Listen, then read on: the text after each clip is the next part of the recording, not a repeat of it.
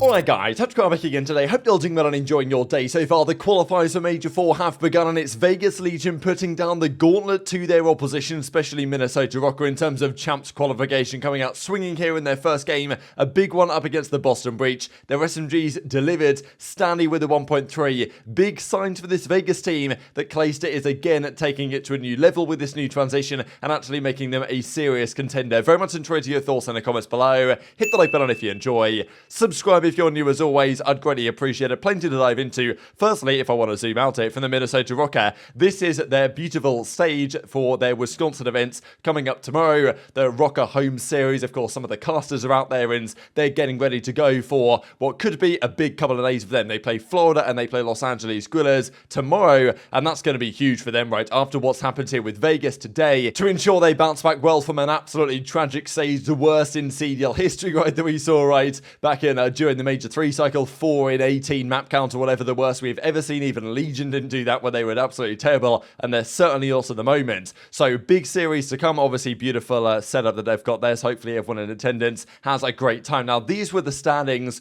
going into today. Now this of course has changed as a result of the games that have gone down, but you can see in terms of champs qualification, 90 points of Vegas were on, Rokkr at 110, but they've got Boston. Okay, they had a good top 4 placing, but they're at 140. That's you know, probably we reckon 180, 190, that's going to kind of be like champs safe. Maybe a little bit more than that, maybe a little bit less. I guess we'll have to wait and see. But, you know, some of these teams still have some work to do, and certainly down here, there's a big conversation as to whether Legion can actually get the champ spot, because they started out kind of slow, but a couple of top 6 placings have put them right back in the mix. Now, these were Doug Levy's kind of analysis here on qualification in the winners bracket chances, effectively. So we look at Thieves, FaZe, New York, Seattle, Toronto, OpTic. You're looking at 80% plus chance based on the matches that they play and, you know, just how good that team generally is. Boston at about 73% to make winners bracket. They still may well do. And this, of course, based in part on strength of schedule. And then you get to roughly 5 teams that are fighting over, in his opinion at least, based on the numbers, the final winners bracket spot for the major. And those, of course, are the 5 teams also fighting for the World Championship qualification, understandably so. But this also considers strength of schedule to an extent. And Vegas, according to Doug Levy, had about a 46% chance of qualifying winners because their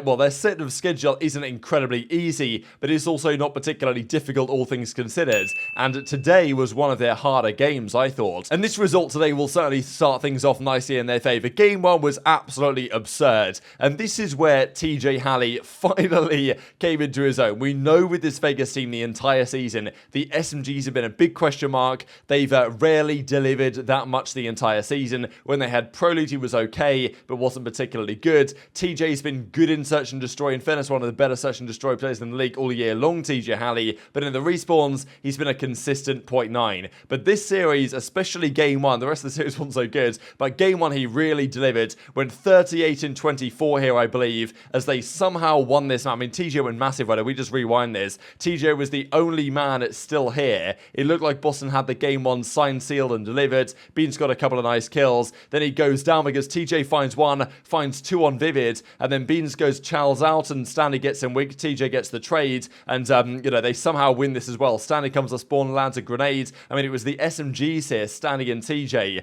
that won these guys the map, and we haven't been saying that so far this season, right? The SMGs on Vegas have been the guys costing them the maps a lot of the time, especially in the respawns. 250, 249. We haven't seen many of those this year, to be honest, and it worked out this time. And then Vegas, we know their Search and Destroy is always pretty good. They win this one 6-4. Standy, nice icy play, hops to the fuse when necessary. Awakening Nero, don't get the job done. And also with Boston, right, the team is very talented. There's obviously no denying that. It's quite clear how good these guys are. But it's got to be said that Vegas have the gunny now, in part. They didn't used to have the gunny, but now they've got the gunny and they've got the brain, right? And this is where I think they have their advantage in this series, because Boston have got the gunny. There's absolutely no denying it. But the brain is not always there, right? With this team, it was clear, even with Methods when he was there, and bringing Beans in is probably bringing more gunny, but it's not bringing more brain. So it's one of those things where if you want to make it deep in a tourney and you want to beat teams like Vegas consistently, which Boston really should be doing, they did at the major, they're not going to do that on a consistent basis, I believe, with their current composition. In part, it's just the nature of the team they've built, but there's an argument to say that if they could find an SMG IGL or something like that, because, you know, ideally you want one of Beans or Awakening to do that job, but might not be the case, to be honest. Now, Game 3 was Expo control. We got to see it. My opinion was this was better than Fortress, to be honest, right, to watch and seemingly to play. I think it was definitely a step in the right direction. I thought, honestly, we might see a lot of vetoes for this all season long after it was added, but very first series, Vegas were keen, Boston were keen, Expo was played, Beans went off, double positive pretty much, and they won the game 3. And okay, it wasn't perfect, right, but it wasn't Fortress, so I think that is a positive for the community. But game 4, Standy this time came to play. He'd, not exactly had a quiet series, but this was where he said, okay, TJ took over the first half points, I'm going to take over the second half points. And you know that Clay and Temp are going to do their jobs. You know what you're getting from Clay, you know what you're getting from Temp, right? But it's been the SMGs that have really held them back. I think it's been quite clear to see. I liked what 2Real did for the team. I like what TJ did for this team. I think it's pretty obvious to me, at least, that when they were going to make this change, that keeping TJ was probably the correct decision. I'm sure there were people saying the opposite. They said, okay, TJ should go, 2Real should stay. But I think it was quite clear they made the right call, and I think they've proved that, both of them, today. But we knew that Standy had more slaying power. Yes, sometimes there's left stick mistakes from this guy, but as I say, if there's one guy you want in your team with veterans Clay, Temp, and TJ to teach them how to play the game better, it's got to be these guys. And in the end, a relatively comfortable game 4 victory, 250 to 182 odds, and that's a 3-1 series win. Now, Vegas, we know they're terrible at control, and well, that might continue for some time to come, but winning the 3 games in the fashion they did, Clay didn't even seem particularly satisfied, because he knows that great results, but there's more to come here from Vegas, right? And it felt like almost from Clay's perspective, that was, I mean, Temp was happy about it, the guys were happy about it, but it felt like Clay wasn't getting carried away, because he knows that great result for Vegas, but they've even got more in the tank than they're currently showing, right? And as theory, their coach says, Standy coming in, making a difference in the respawns, and that was the key to me, right? Standy, there have been a lot of questions about this guy the last few days, but TJ and Standy and even Temp now, very satisfied about what is going on. Even Dashy gives TJ a lot of credit. They teamed together back in the day, of course, on the OpTic gaming team in Black Ops 4, had some good success, won that Vegas event back together all the way in 2018, and Dashy, Iceman, TJ was called, like, we know today that accuracy is the Iceman, but for some time, TJ also had that title because was just so good in search and destroy, and, was pretty good in the respawns as well, but really accuracy over the last few years has taken pure command of the Iceman title, to be honest, because TJ hasn't been so good. But today, the search and destroy was good, as was certainly the play at the end of that map 1 respawn, which really probably won them the series, to be honest. So the question now is, can they maintain this on a consistent basis? Can TJ and Standy deliver this day in, day out? But as I say, you know what you're getting from Clay and Temp generally. You just needed more than a 0.9 from the SMGs. And as Standy says, GG's Boston 1-3-1, need to keep putting effort in. Shout out to the teammates. And, Temp's like, look, SMGs took over today. I didn't do anything but play for the W. GG's 1-3-1. And Temp even retweeted this, was like, I used to pray for times like this, replying to that original tweet, which, Temp is basically saying, wow, I'd never had SMGs. It's been a while, right, since Temp's had SMGs that can actually slay, and now Standy is certainly showing that he can. I'll just share this from Clay as well, because he says they weren't planning to make a change, but when Toronto released Standy, then it was a no-brainer for them to upgrade their slaying power, and, so far the chemistry seems to be working very well. After finishing 5th, 6th, the squad decided you needed a change. How did you decide on Standy? We actually didn't really decide on Standy. It kind of just fell into our lap a little bit. I don't even think we were going to make a change, but as soon as we saw that Standy got released from Toronto, which means he's an unrestricted free agent, which means he has no buyout, it just became a no-brainer for us. I mean, 2Real helped us a lot, and he helped our team a lot, but we really lacked some slaying power, and I think we have all year, especially on our sub side of things. And I think eLLeY just complements TJ perfectly, and we just saw like the opportunity and decided to take it. Clay giving a lot of credit to his teammates, because we know the situation at Toronto with, Standy and Scrappy, and things got pretty intense internally there, and the team chemistry wasn't obviously optimal at all. Seems like it is for Vegas right now, and look, it's a matter of consistency for Vegas, but even as Clay says, right, he's been around for donkey's years. This is even a COD 4 tournament he played and competed in the finals of, so to still be around today, like, you've got to give Clay enormous credit, right? And obviously the entire team has done well, but for Clay to be able to take Legion from where they were to being such an exciting contending team, and for, obviously in part I think Standy's success, if it is to continue, is because of Clay's leadership and mentorship, and for him to do this is just incredibly impressive to me. And if Clay wins an event with this team, which is unlikely, but still, if they make champs, if they do well at champs, if they get far in a tournament, like, it's just elevating Clay day by day in terms of the all-time great rankings, in my opinion. And on paper, you look at this team, you look at some of the slaying numbers, 1.3 for Standy. Yes, TJ has a 1.1 in this series. Maybe you won't expect that to continue,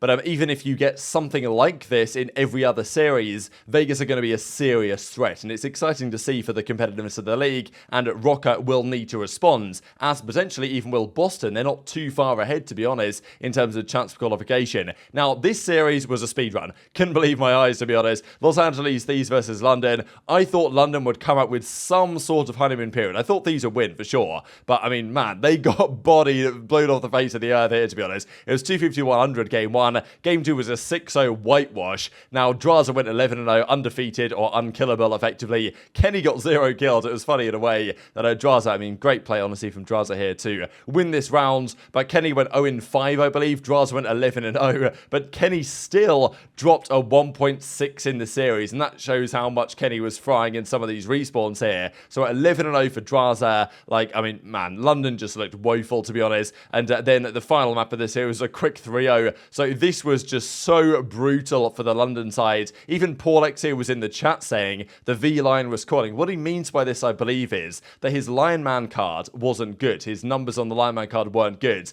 and therefore he got dropped. That's his opinion, but look, I still think London made the right call, to be honest. Trying to level up their SMG department, maybe it won't work. Maybe Thieves now are just godlike again. Sometimes they do stuff like this where they look godlike for a series. Their teamwork when it's on point is probably better than any other team in the entire league, but London could get nowhere close to them today. And this is not a pretty score, but a 1.7 for Drazah, a 1.6 for Kenny. I mean, yeah, pretty mind-blowing stuff. And London's next series is against OpTic, so it doesn't get any easier for London, and they have a terrible, like, they have a really tricky stage. Let's just leave it at that. But then we get to a really interesting series. I thought this one could potentially go to a game 5. We know the Subliners are very good in respawn. We know that FaZe have definitely got some problems in hardpoint, though we're continuing here today, but I thought FaZe's Search and Destroy should be strong enough to get them over the line. Game 1 went the way of the Subliners on Embassy. This is one of FaZe's better hardpoint maps, but Subliners took it, and look, we know that New York's teamwork is good, but FaZe and the respawns, man, something still just isn't quite working. We know there's been talk lately from even FaZe themselves that they know what they've got to do.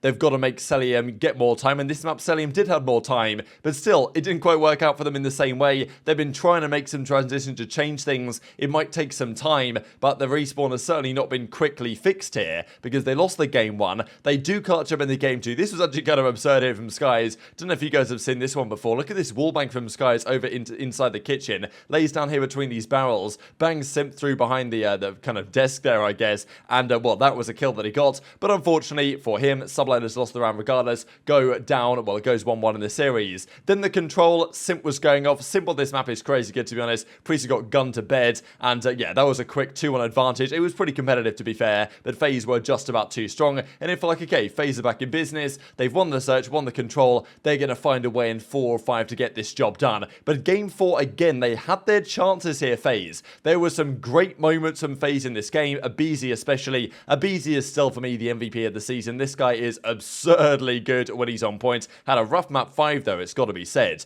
But there was this point in the game 4 where aBeZy was taken over. It looked like, wow, FaZe are going to take this advantage. They were looking so promising. They had a massive lead. There was one hold. If they nailed it, they'd probably go up like 120 points and the game is done. But it wasn't the case. Subliners make the comeback in the game 4 to get the job done on Hotel again. A bit of a FaZe breakdown. It's got to be said on game 4. And then game 5 went all the way to round 11. And this is usually where LSCLO Search and Destroy. FaZe so good at this map. Okay, they lost it to Toronto at the major to break their streak. But outside of that, they've been undefeated on this for a long time. They find themselves up 5-4. They threw away a situation. Sim and aBeZy went for a play. New York read them, I think, pretty hard. Got the kills. And then round 11, 4v4 with bomb down for FaZe. They just got caught off and lost the round. They didn't even get a kill. New York Subliners perfected the retake. So lots of, I mean, this is the thing with FaZe, right? They've always been a team that's a little bit vulnerable if their search isn't flawless. Like a lot of the series they played, even through their major 2 winning run,